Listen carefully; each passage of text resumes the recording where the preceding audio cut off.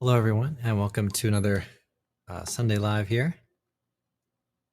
Hope you're having a great day, great weekend. Make sure this is silenced position. I was trying to also stream on Facebook, but ran into issues. For whatever reason, the page would not load. So,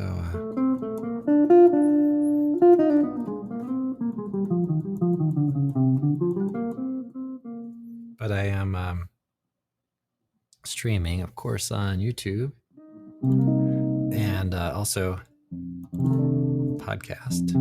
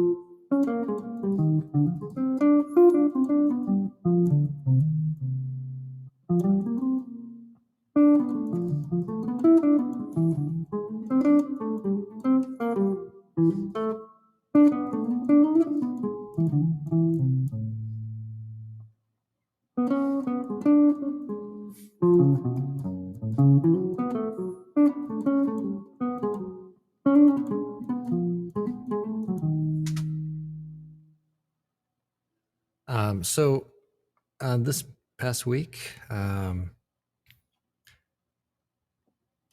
haven't put any new videos out on the channel, but I am working on some things, of course. Let me check the stream, and I welcome your questions and comments and all that.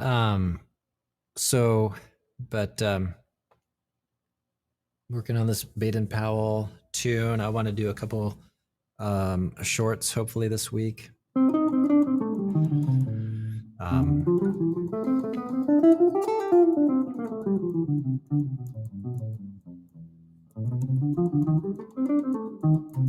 But a few things I have been looking at. I'm really enjoying this series of books by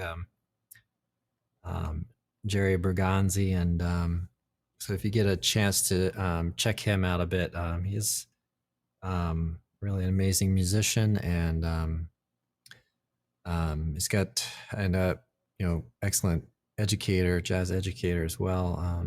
He's got a whole series of books on improvisation, and so we're checking out some things, and I'm just kind of going over some of his concepts and things too.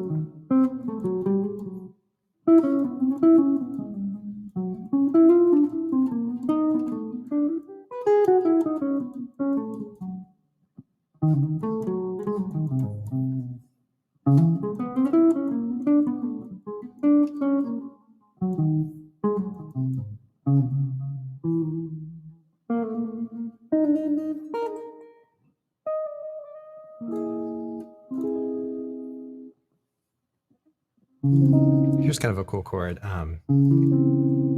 This is C sharp minor major 9. Kind of a cool tune. Oh, welcome, Carrie. Thanks for your chat, your message. I'm glad you like the lesson on Spain. Like to do more on that tune. That's a really great one. I'm so glad you enjoyed that.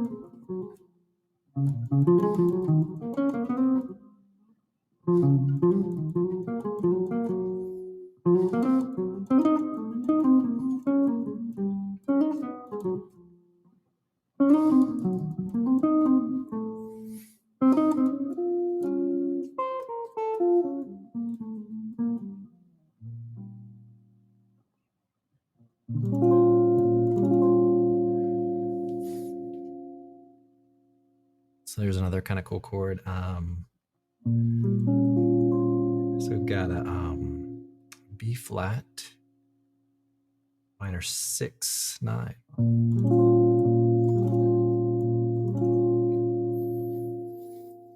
What's kind of cool about that is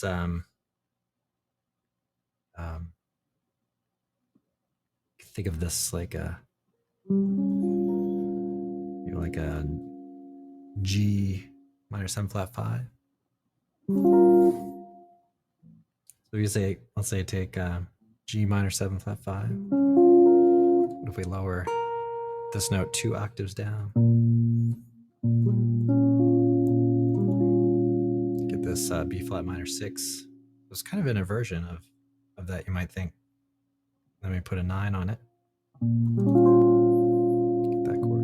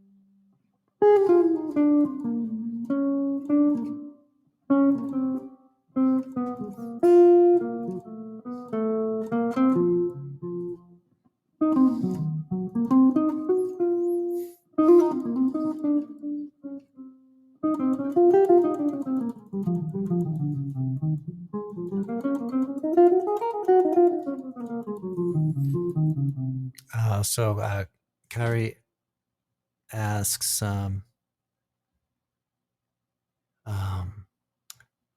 I think in scales, modes when improvising? You're mainly looking at chord shapes. I think if like you're saying, the issue of coming up with some musical ideas and improvising. I think the first thing to think about maybe in that respect might be to monitor sound versus silence. So if you're playing something, let's say, and then give yourself a little silence, and then another maybe statement or something, and just have deliberate spaces where you're not improvising, or you are improvising because you're sort of resting, but that can kind of help. So I think one of the challenges that we face as guitarists is active fingers. The fingers like to do things. I think that's a human nature kind of thing. And so we kind of tend to just kind of go on and on and on. And that's just kind of part of our experience as guitarists. If you're playing trumpet or more of a wind instrument, or singing lines, we kind of have this need to take an in breath to just breathe. So you kind of have to, unless you're doing circular breathing or something with a wind instrument, then you really kind of have to make those spaces. So on guitar, if you do take an in breath, you might just kind of stop playing. And so you might think about the breathing as well. So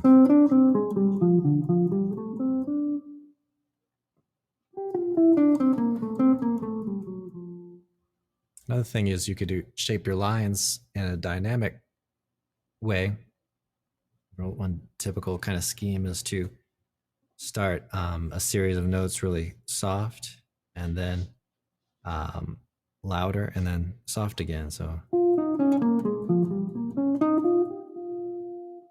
then silence, and then kind of shape a line dynamically in that way. So deliberately not playing, and then using some dynamics to shape a phrase I think those are some things that may really help you in that respect. Um, so when for me personally, when I'm improvising, um, some things that are going on, you might say internally. For me, I'm trying to maybe not really trying, but um, I'm envisioning a sound maybe of like sort of a rhythm section, and so not anything super elaborate, but just like a basic kind of like um, um, feel or subdivision. So that's something um, sure thing. But you kind of think about sort of like a feel, like a little bit of a groove or something, and then also try to imagine some chord changes, just real basic. Try to imagine sort of the sound of a certain progression, and then you know really I think in a if you're doing single line melody, um kind of thinking about line and um just kind of following your sort of intuition on on the direction of lines. And I think mainly when improvising, um or sort of in a playing sort of role, um we don't want to be doing a lot of thinking. Um, so really, I would say when I'm like improvising, I'm really. So I guess it's hard to say, but if I catch myself really trying to think about something, then I just think it sort of breaks up the continuity of things. But I'm guessing there must have to be some sort of thinking going on at some level.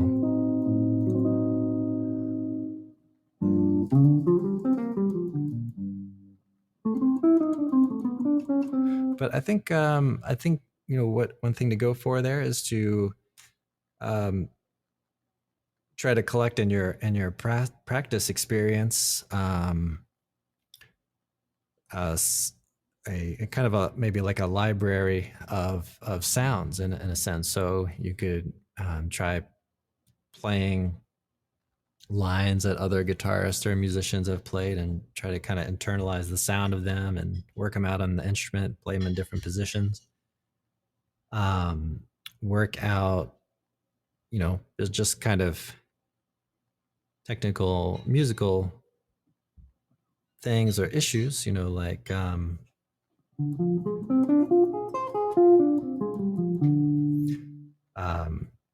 maybe arpeggios or like you said, scales.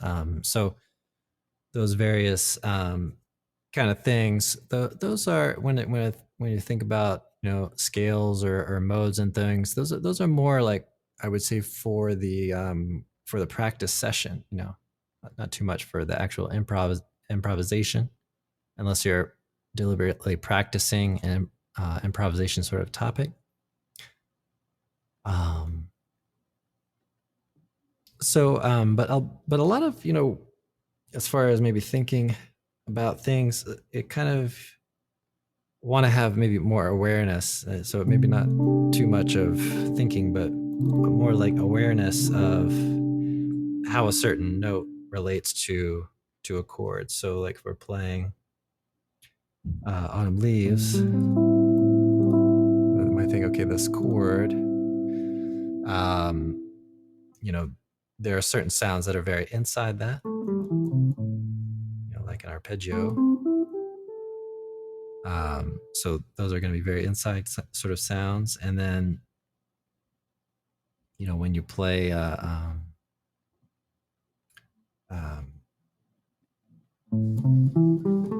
maybe a scale or something like that, maybe a pentatonic scale, or another type of scale, like a 7-note kind of scale, then those are some other kind of dissonances, but not so far out. So one thing in my teaching that I try to communicate is the idea of if you are thinking like, you know, a mode or a scale of something, try to think about, okay, maybe the arpeggio of A minor, and let's say we're thinking the key of 1 sharp, then you think about those 3 notes that are kind of not in the chord sound, but they're still in the key, you know. So it's a B minor triad. So you can think about it quite in that way, you know, B minor triad. But being aware of how everything relates to a chord in a given moment, and then also think about how everything relates to the key area as well, you know, or a mode if you're playing more like a modal passage or modal kind of tune. You know, how does it ultimately relate to that bigger picture part of it? So kind of a segment of time in time, and then something broader than that, having to do with, you know, what key is the tune in, or is it a modal tune or something like that.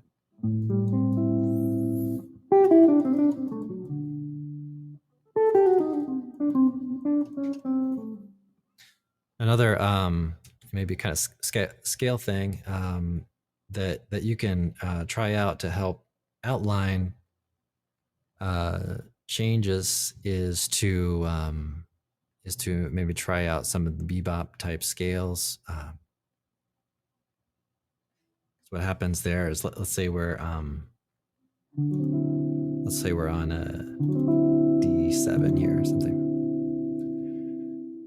going to G. So I'm thinking about Autumn Leaves here in E minor. So what happens if you play that type of scale?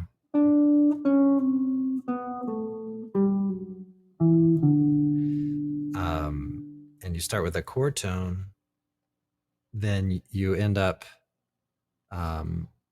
playing chord tones on the beats. So that can kind of help maybe outline changes if that's something you're looking to do. So right.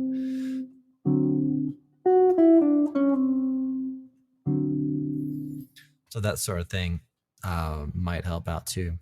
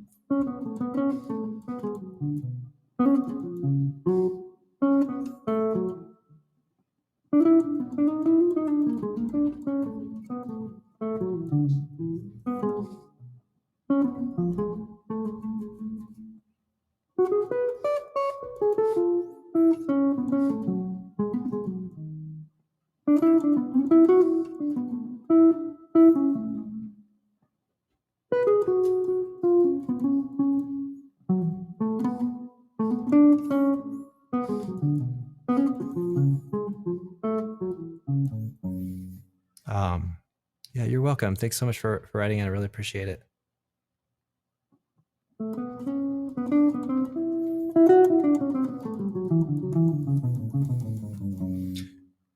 So I'm not sure exactly what happened with the Facebook page here. If they're having a technical issue, or they just haven't happened with my individual page here. What happened? But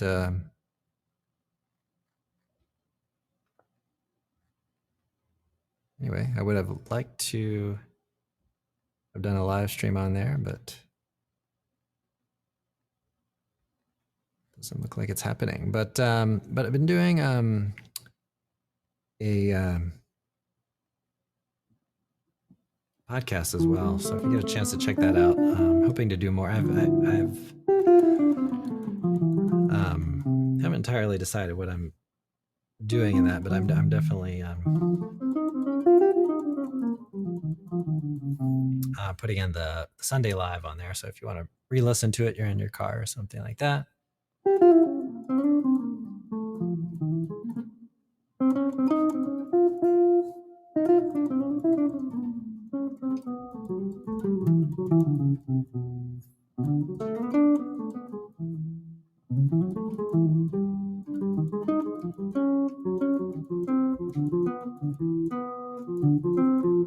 Oh, I just have a listener on the podcast here.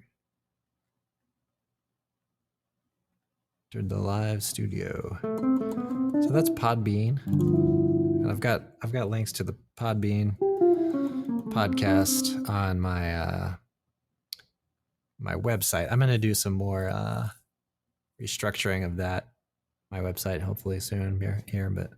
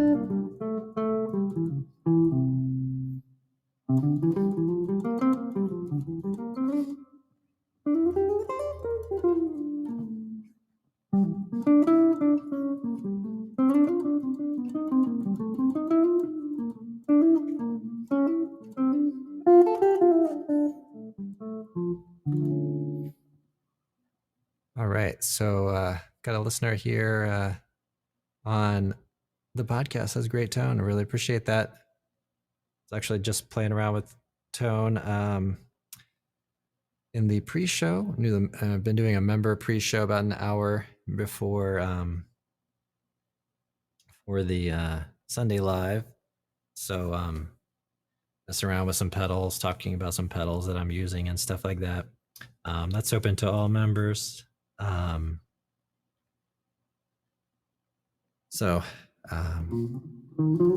that's kind of fun. I just warm up basically, and I do a little playing, which I'm feeling somewhat warmed up, somewhat okay. I spent a lot of time practicing this morning on the nylon string up above here because I'm working on the this. I have it here. The Spade and Powell piece. It's a waltz. Forgot the name of it, but I'm planning to do a video for the channel on that. So I've been kind of warming it up. I'm gonna see if maybe I can put some time into just refining my playing on it and doing some listening to the original recording. And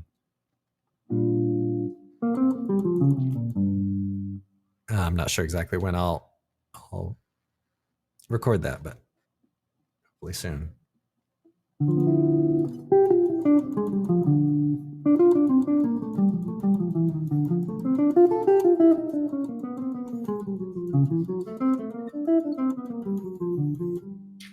Another thing I would say is just just try to work on maybe certain progressions that might be challenging,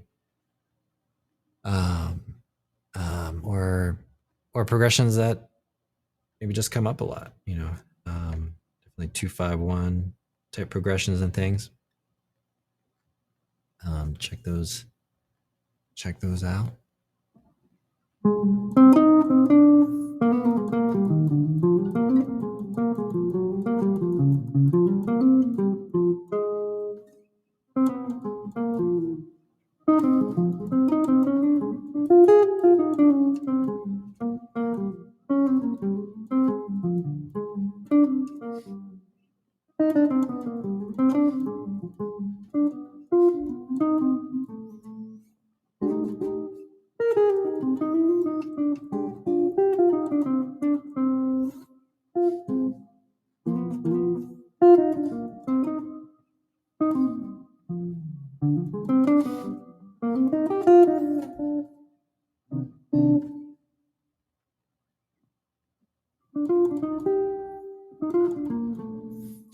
I think, just, too, is thinking about, and thinking more about this question earlier, just trying to, kind of come up with melodies. It's just fun, and so I think coming up with, um,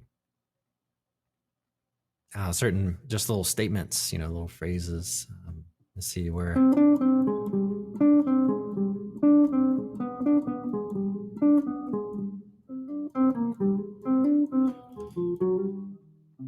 kind of putting those elements together of harmony and, um, rhythm and, melody and all that. Oh, hi, John. Welcome. So glad you made it.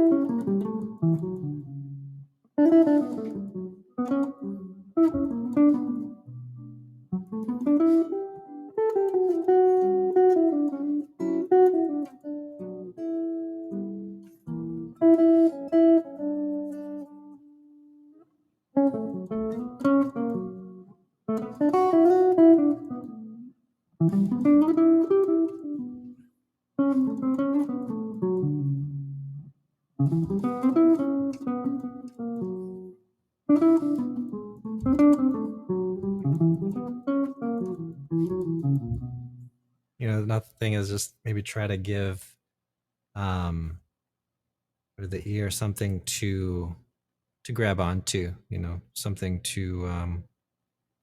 uh, to hear, and then maybe kind of hear it again, so you get more a little bit of kind of a thematic thing, which is kind of fun to do. Um, so you can, um, kind of give the listener a little something, and then maybe, um, play it back in a similar rhythm or similar, shape to the melody, or, maybe a similar kind of thing.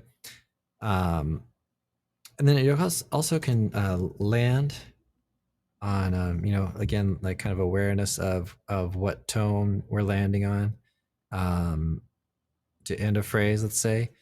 Is it a chord tone or non-chord tone? How dissonant is it? How consonant is it? So, we're thinking.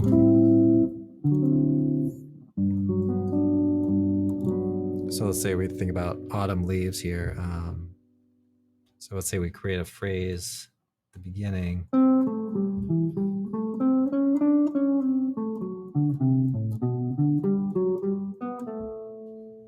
So there I'm landing on, well, kind of depends if you go to the C chord, but anyway, kind of a dissonance there. And then, when maybe you stop your line at that moment, and then maybe play.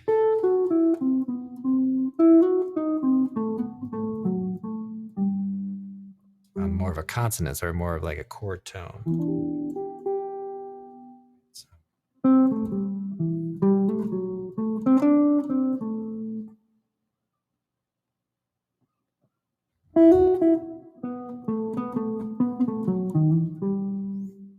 So there you get sort of a statement that feels unresolved. That's usually talked about as question and answer, or call and response. But I guess maybe call and response, that's more maybe between two different instruments, but you can kind of create that effect of maybe two voices.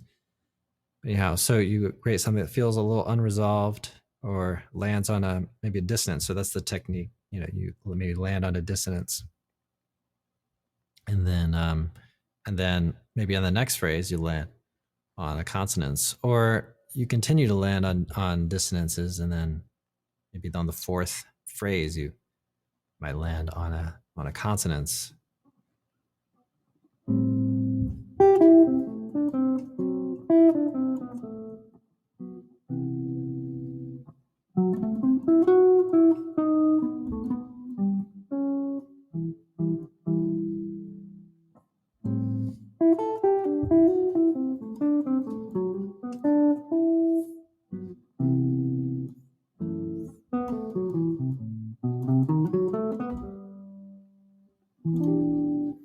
So those are some ways. And so the thing about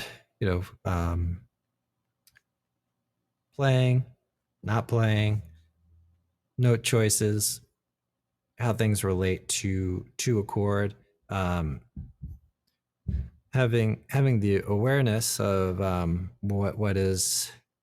what notes relate to a certain chord. So I think that's something to really to strive for on probably, I would say, every note that you play. How does it sound on a particular chord in that change? How does it relate? Is it dissonant or what? And then there's all these different kinds of sounds at different degrees, you might say, of the scale have on things.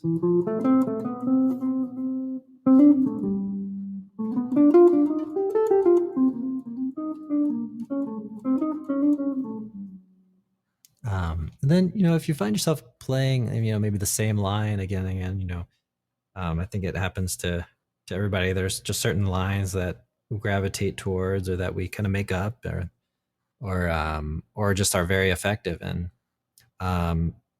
so we can use those, and especially in performance, and playing what you know, and playing from your sort of intuition is going to help kind of the flow with whatever rhythm section you might be playing with, and it's going to help how it comes across. Of course, you might try to stretch yourself and take some risks, for sure. But if you're kind of doing maybe too much processing, or too much thinking, the feel of it is probably going to suffer a bit.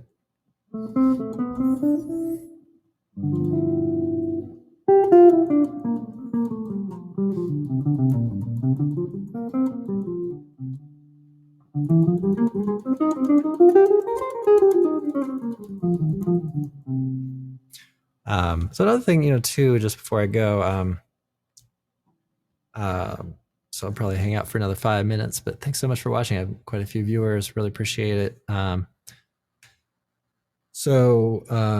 thing, let's see, I'll say too, is that, with a lot of, say, jazz tunes, playing scales, how to put it, but if things are changing key pretty frequently, when you do, let's say, think about a certain scale, practicing that, maybe pick 4 notes or 6 notes, or maybe 8 notes, or or maybe a segment of that. Don't necessarily want to, I wouldn't think, have to play like every note of a certain scale, just because you know it, or just because we know where they are under the fingers. I think that's a tempting thing for sure. But when it comes to playing changes, um, the agility and the ability to may move from one scale to a different scale, that skill is going to be really helpful. So you might, like I said, pick 3 notes, 4 notes, 5 notes, or certain segment. Done quite a few transcriptions. I've read transcriptions as well, and it's fairly rare to see someone just kind of rip through a 1 octave scale, although I have seen it. But so that's something to kind of consider too, is maybe taking a transcription that you might be working on, and then thinking about well, what could the scale be? If you ever analyze a solo, um, sometimes you could name maybe a couple scales that might fit into. So it's kind of sometimes hard to say. If you play like, so it's playing D7, right, and they play like, well, is that whole tone scale, or is that just a part of the altered scale? You don't really know until they play it, unless they've played the nines in there. So anyway, something for thought there. John says, philosophy he likes is less is more. Yeah, absolutely. Yeah, I like that too. So, all right, everybody. Thanks so much for checking this live stream out.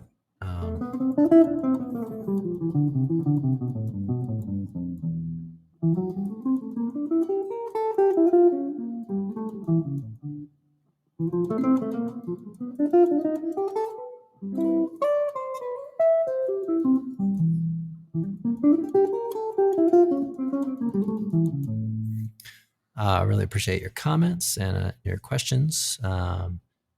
And thanks for participating just in any way that you can. It really helps out the channel. If you like the video, and subscribe and all those good things. It's really well, it's also encouraging for me to keep going on these projects for YouTube and everything.